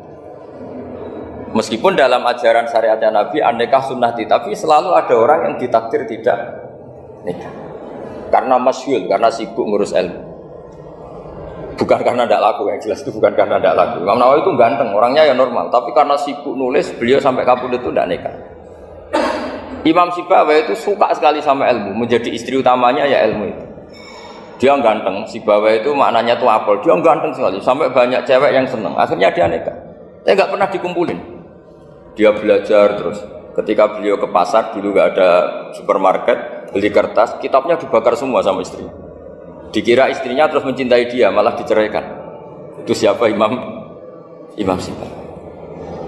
Terus ada umatnya Nabi yang paling unik di dunia, mungkin Pak dosen, saya kiai pun nggak bisa niru. Ada orang tuh ganteng sekali, istrinya cantik sekali. Itu tahu-tahu sudah 10 tahun tidak pernah hubungan suami istri. Karena ketika si suami itu tahu istrinya cantik, itu langsung sholat sujud syukur, sholat terus, saking senengnya punya istri cantik. Yang istrinya cantik juga solihah, tahu suaminya ganteng ya terus sholat terus syukur. Itu sampai berhari sampai bertahun-tahun. Terus ketika ketemu cocokan, dek kita sudah nikah berapa? Terus dilihat kayaknya sudah 10 tahun, tapi tidak pernah hubungan. Oh itu nggak kebayang itu. Ganteng sama cantik, kalau jelek sama jelek itu mungkin. Yang satu bilang naudzubillah, satu itu kan nunggu rafa saja. Ini nggak ganteng sama cantik.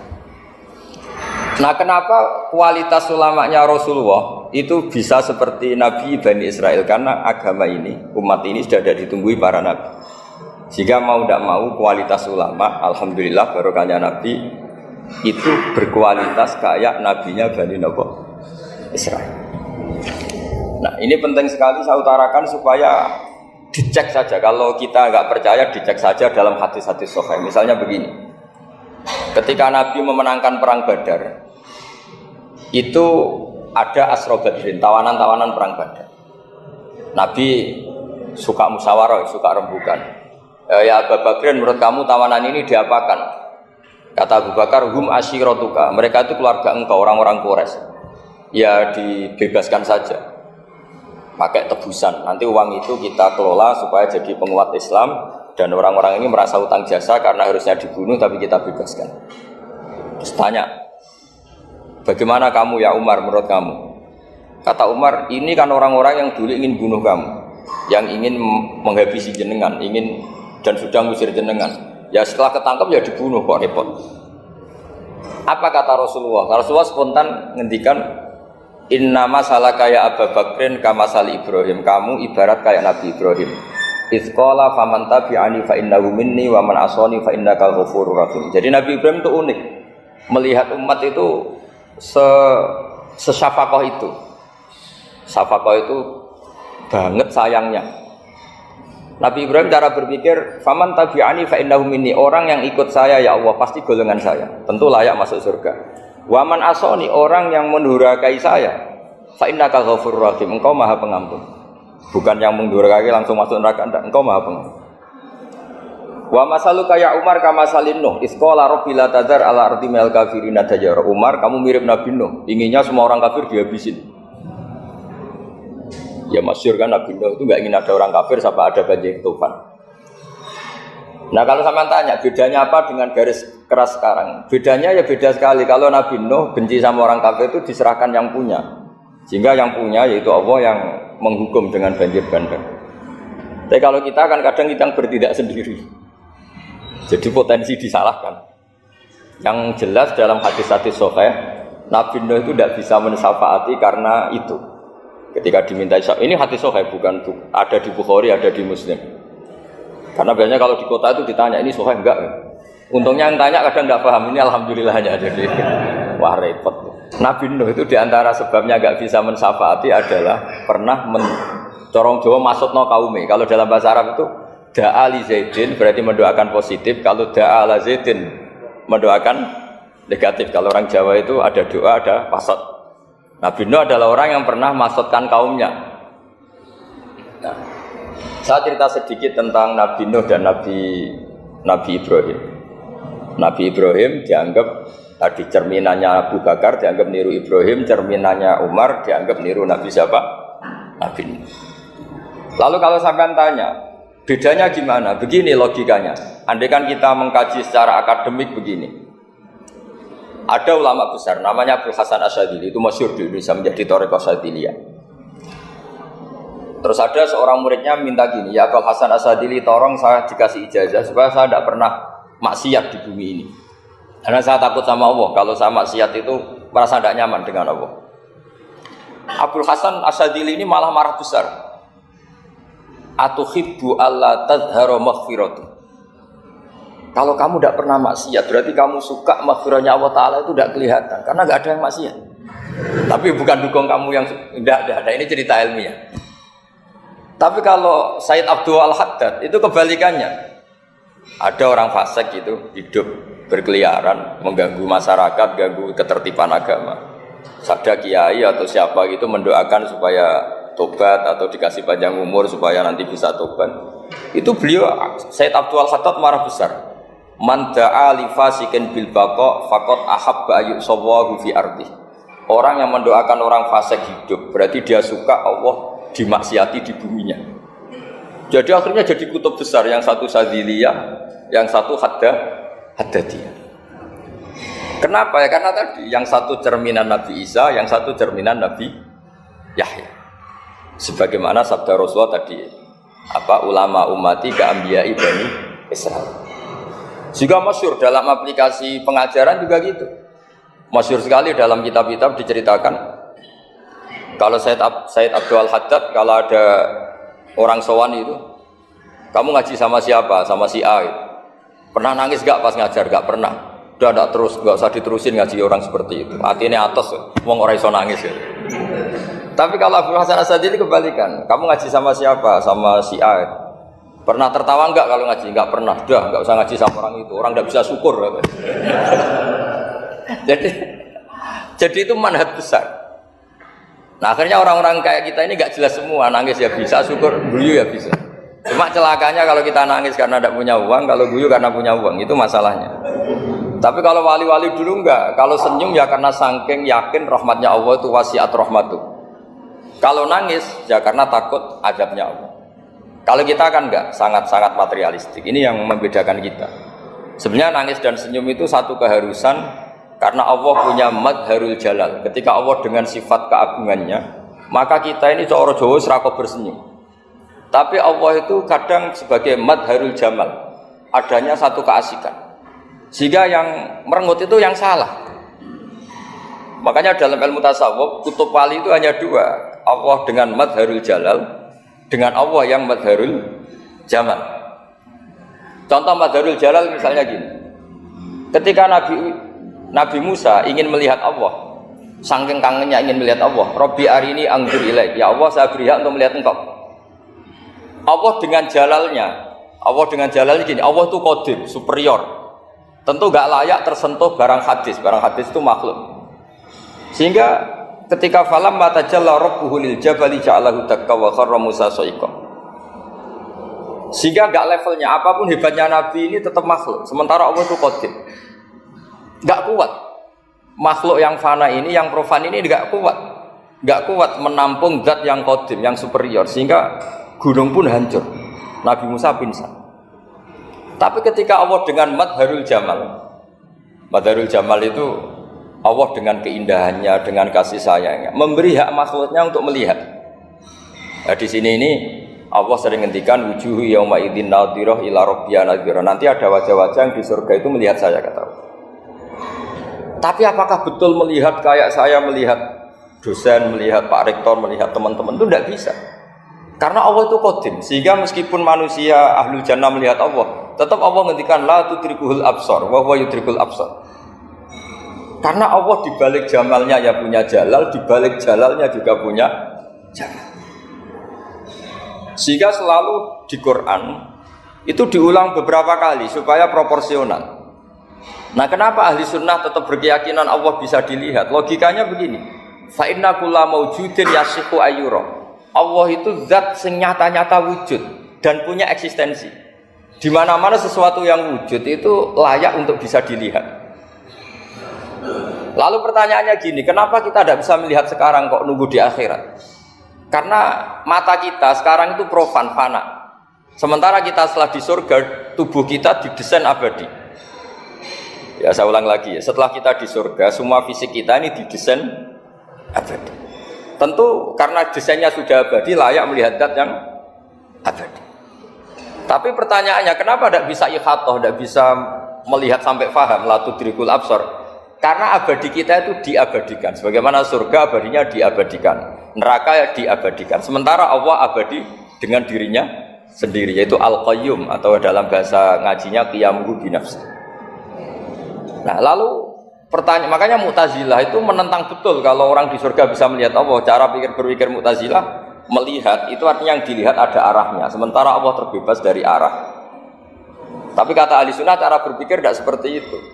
Melihat itu pokoknya tahu. Nah, tahu karena mata itu karena kita ditakdir tahu itu karena mata. Sebetulnya yang menjadikan tahu itu tidak mata.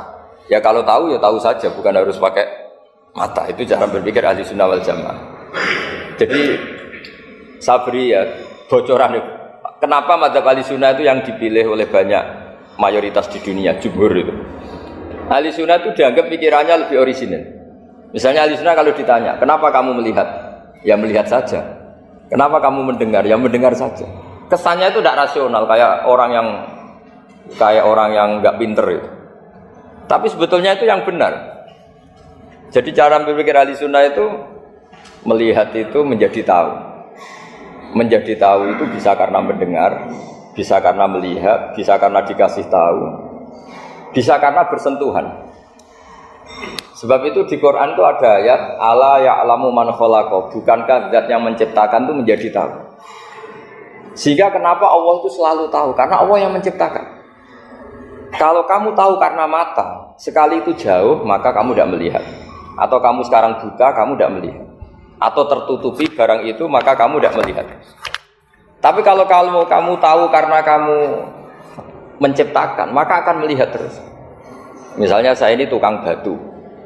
Saya ingat betul ketika saya bangun Monas, itu pulpen saya tak tanam di dalam Monas. Saya ingat betul kalau pulpen saya warnanya putih, tak tanam di Monas 2 meter dari pondasi. Setelah saya pulang ke Jogja ditanya, di dalam Monas ada apa? Ada pulpen, posisinya 2 meter dari pondasi. Kenapa saya tahu? Karena saya yang menciptakan. Nah, karena menciptakan ini sehingga tahu saya akan terus menerus. Tapi kalau tahu karena mata, sekali barang itu tertutupi, nggak tahu. Misalnya saya tahu jenengan karena dekat sekali jenengan kemana-mana, saya sudah tidak tahu. Tapi kalau saya menaruh sesuatu di tubuh Anda, sehingga kamu kemana-mana tetap tahu bahwa barang itu ada di tubuh. Nanti kalau ada yang protes, tapi bisa saja Gus barang itu dicuri orang, kemudian Anda tidak tahu. Yang menjadi tidak tahu karena saya sudah tidak menciptakan suasana itu. Selagi saya yang menciptakan, maka akan tahu terus. Nah, tapi karena Allah ini menciptakan semua yang ada di bumi, maka Allah tahu terus. Jika Allah tahu cara bikin kuman, terus tahu bahwa manusia itu punya kuman, kumannya punya organ, organnya juga punya kuman. Nggak kebayang. Kamu bayangkan kayak, makanya Allah itu kalau cerita sederhana, innallaha la yastahi ayyadriba mathalam ma ba'udatan fama fawqaha. Allah itu tidak malu bikin perumpamaan nyamuk, karena nyamuk itu lebih dahsyat dibanding gajah. Para pematung itu disuruh bikin gajah masih mampu, bikinkan patung gajah, mungkin masih sanggup. Tapi kalau tak suruh bikin patung nyamuk, nggak usah bikin hidup, patungnya saja sekecil itu. Padahal nyamuk kecil itu punya organ tubuh. Lalu bikinnya organ tubuh nyamuk itu kayak apa sih? Organnya punya kuman, kumannya punya organ, organnya juga punya kuman. Sehingga orang-orang alim itu baca nyamuk itu lebih jadi ayat Allah ketimbang melihat dinosaurus. Tapi sekarang orang itu nggak tertarik ceritanya. Jadi beda perasaannya orang alim sama orang awam. Kalau orang awam tuh melihat mukjizat kan yang dasar-dasar kayak dinosaurus, gajah, wow gitu. Kalau orang alim nggak, malah melihat nyamuk.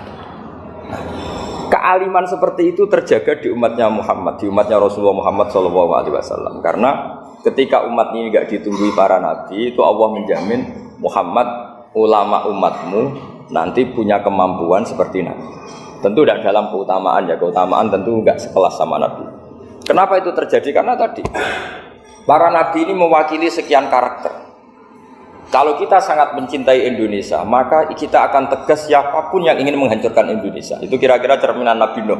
Kalau kita sangat mencintai Allah, maka kita akan benci sebenci-bencinya sama orang yang mendurhakai Allah. Tapi masalahnya, Allah yang kita cintai itu memaklumatkan diri kalau bersifat ghafur, pengampun. Jika kalau kita terlalu kasar, ini kan yang kita cintai bersifat ghafur kok kita kasar. Di sini Nabi Ibrahim, beliau sangat mangkel sekali sama yang durhaka sama Allah. Tapi mau mangkel gimana? Zat yang mengajarkan itu bersifat ghafur. Maka kita mau tidak mau, makanya ada riwayat mengatakan takhallaku bi akhlaqillah, kamu bertata krama kayak akhlaknya Allah. Akhirnya ya sudah, kita mau apa coba? Kira-kira kalau kamu mencintai seseorang, itu potensinya kan dua, protektif. Ada telepon itu dari siapa? Cewek atau cowok? Protektif.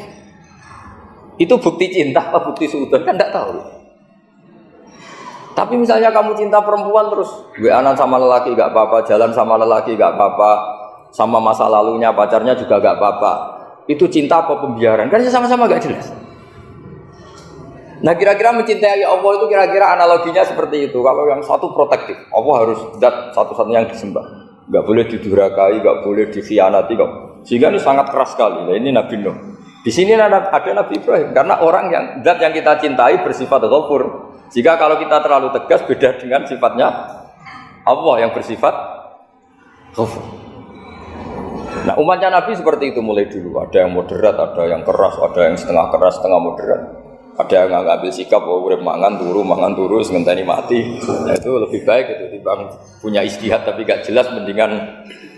Itu ada riwayatnya. Suatu saat ibadah akhir umatku terbaik adalah tidur. Maksudnya tidur itu gak ngambil sikap, masyhur itu. Saya beri riwayat yang ada di Bukhari Muslim. Satakunu fitanun al-qa'id fiya khairun al-qa'im wal-qa'in fiya khairun al-masi wal-masi fiya khairun nasai. Nanti di akhir zaman itu banyak fitnah, kata Rasulullah. Yang duduk lebih baik ketimbang yang berdiri, yang berdiri lebih baik ketimbang yang jalan biasa lebih baik ketimbang yang jalan bergegas. Man tasyarrafa laha tastasrifu. Fitnah itu adalah siapa yang terlibat maka akan semakin parah. Sehingga semenjak itu ulama berpikir nanti di akhir zaman kalau ada fitnah itu sebaiknya orang ngambil sikap sepasif-pasifnya, secuek-cueknya. Jadi semua syurahul hadis sepakat makna hadis ini apa? Orang disuruh sikap secuek-cuek. Misalnya pilihan presiden, contoh kecil pilihan presiden. Mungkin para intelektual gak merasa, tapi kalau ulama itu cara berpikir beda. Pilihan presiden, kamu fanatik milih A, yang satu fanatik milih B. Ya presiden atau bupati atau gubernur. Terus yang satu bilang gini, wah kalau gak di presideni A, gak di bupati A, gak di gubernuri A, negara ini rusak.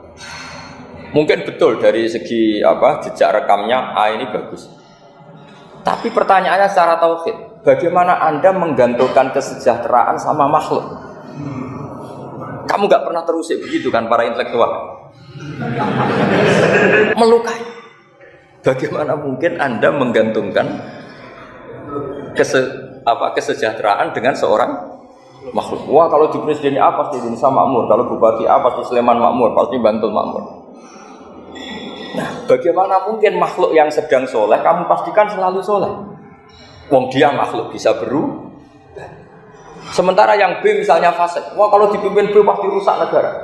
Bagaimana kamu pastikan B yang fasik selalu fasik? Dia aja dia husnul khotimah. Yang fasik pas mimpin jadi soleh, yang soleh pas mimpin jadi fasik. Akhirnya ulama karena tahu sifat kendali di tangan Allah, sikapnya nggak jelas. Saya ini termasuk orang yang terkenal nggak jelas. Karena kalau ditanya, Gus sampai milih presiden mana, bakti mana? Sanut pangeran sing dadi aku loyal. Wah, anut pangeran yo kacau. Wah, luwih kacau menan anut pangeran kata saya. Ini kan sudah agak sambung karena pikirannya ulama. Memang nggak beda, cara berpikir ulama itu beda. Bahkan bapak saya itu kalau didik saya itu begini. Kalau meseli saya atau ngirim saya dulu itu kan pakai mesel. Ini uang kamu 500.000 untuk kamu. Mesti ditambahi 100.000 ini untuk buat jajan sama teman-teman. Mesti ada uang pokok, ada uang sodako. Dulu saya sering tanya, kenapa bapak sangat menghormati teman-teman saya? Kata bapak, kue mondok, aku raiso nyukupi, sing iso nyukupi ya konco-konco.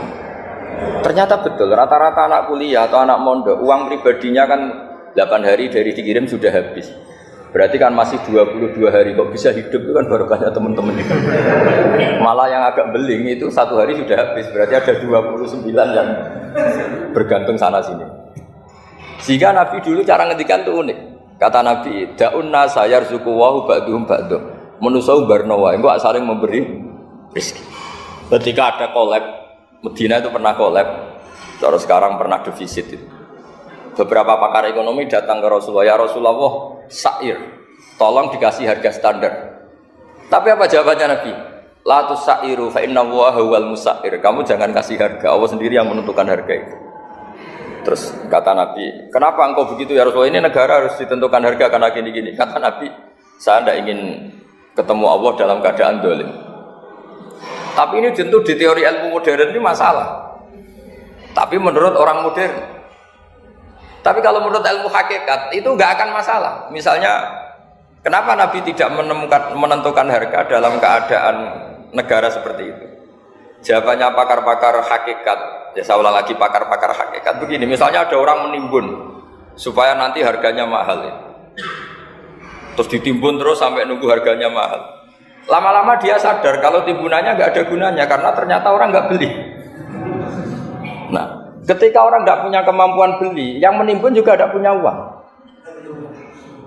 Nah, tapi kalau sampean tanya, tapi Gus nak tuku barang pokok kan kita mati karena kehabisan stok. Itu masalah tauhid Anda. Bagaimana mungkin kamu membayangkan seorang makhluk tidak bisa hidup atau tidak dapat rezeki? Nabi itu orang yang sampai ke derajat hakikat, dari tidak pernah bayangkan gitu. Salah sampean jadi orang yang tauhidnya masalah.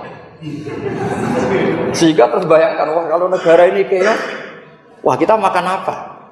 Kalau negara gak stabil, wah kita gimana?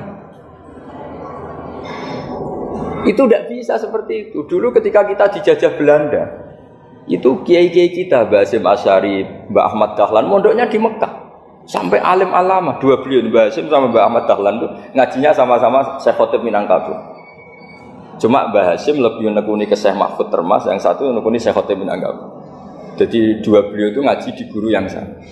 Mbah saya, buyut saya itu ya sudah mondok Mekah. Itu zaman dijajah Belanda. Sekarang kita agak dijajah, enggak mondok di sana. Buyut saya itu zaman itu sudah haji. Buyut kelima saya itu dulu kalau ingin cari tempat yang teduh itu masuk ke gua. Itu masuk gua itu hanya kepalanya saja, kakinya masih di luar. Karena gua di Arab tidak seperti gua di sini. Kalau gua di sini kan orang bisa masuk semua. Kalau gua Arab kan hanya celah-celah batu-batu besar. Sehingga ketika Rasulullah hijrah ke Madinah, singgah di gua Sur, kata Abu Bakar gimana? Andai kan yang ada orang kafir di depan gua, kata Abu Bakar gimana? Andai kan mereka melihat kakinya pasti melihat kita. Karena gua di sana itu satu tubuh tidak bisa masuk penuh. Kalau gua di sini kan ada yang mobil saja bisa masuk. Nah itu bahasa saya kalau mau istirahat itu masuk gua, separuh badan di dalam gua, separuhnya masih di luar. Nah sekarang terus kita bilang, wah kalau kita negara tidak stabil kita haji kemana? Dulu zaman dijajah Belanda ya kita bisa haji. Soal kebahagiaan, nenek moyang pulau jenengan tuh anaknya banyak. Dijajah Belanda, jajah Jepang ya nyatanya anaknya banyak-banyak. Itu kira-kira bahagia apa enggak? Nah artinya gini ya, tentu kita tidak ingin dijajah itu tentu ya. Tapi kita ini selalu latah Wah kalau ekonomi jatuh kita makan apa? Kalau kita dijajah kita tidak perlu seperti itu. Rahmatnya Allah Ta'ala itu akan adrokatna. Rahmatnya Allah Ta'ala akan menemukan kita. Apapun kondisi kita, apapun keadaan kita. Ini cara berpikir tauhid. Sehingga Nabi itu tidak pernah bayangkan umatku narata tunggoni piye, ditunggoni Allah. Sehingga masyhur dalam hadis-hadis sahih, la tazalu ta'ifatun min ummati dzahirina 'alal haq la yadurruhum man khadalahum wala man khalafahum wala man nawa'ahum. Selalu di umatku ada kelompok-kelompok yang selalu membela kebenaran dan tidak akan terkalahkan oleh kesesatan di akhir zaman. Kenapa? Cara berpikir orang tauhid itu sederhana begini. Allah menamakan dirinya Al-Hadi, penunjuk jalan. Dan sifat Allah pasti nafidah karena Allah tidak terkalahkan.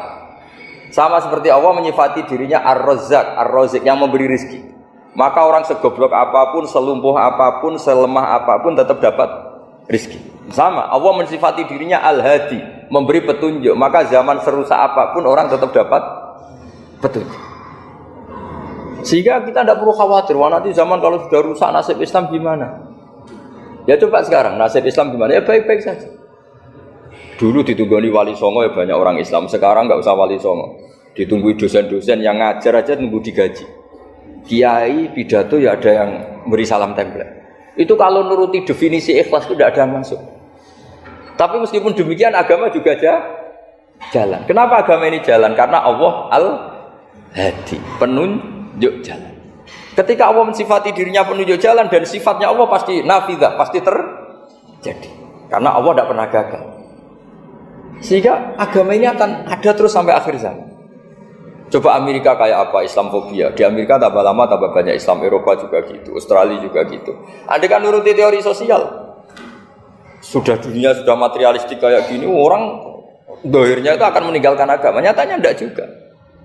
Saya pernah di Korea seminggu, itu di negara ateis. Itu TKI ke sana tuh nyari uang. Ternyata ya kepikiran bikin masjid, bikin komunitas Islam. Coba siapa yang menggerakkan hati itu? Hanya Allah Subhanahu wa Ta'ala. Ya, jadi cara berpikir tauhid saya ulang lagi, saya mohon sekali di pengajian ini saya cerita wajah alani mubarakan aina ma kuntu. Jadi cara berpikir sekian nabi, terus kita punya karakter tertentu, kita milih nabi ini itu sah. Karena ulama ummati ka ambiyai bani Israel. Ulama umatku itu ibarat kayak nabi bani Israel. Jadi ada yang milih tadi seperti Nabi Isa fokusnya ngurusi orang-orang nakal.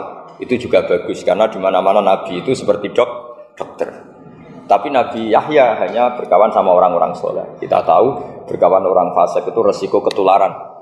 Iman pas-pasan wae kancanan wong fasik kan taqabbalallahu minna minkum gitu. Wong kamu sendiri tidak sehat-sehat amat berteman orang penyakitan kan bahaya. Tapi kalau kamu sebagai dokter kok hanya berteman orang sehat, lalu kamu penelitiannya gimana? Masa saya dokter spesialis, pernah penelitian, semua orang sehat saya pernah saya teliti. Itu dokter aneh apa enggak? Saya dokter spesialis TBC, spesialis paru-paru. Yang kamu teliti siapa? Semua orang sehat. Pernah meneliti yang sakit? Enggak pernah. Kan ya jadi dokter aneh. Tapi misalnya terus kamu sendiri terus berteman orang penyakitan terus kan ya rawan tertular. Ini ada dua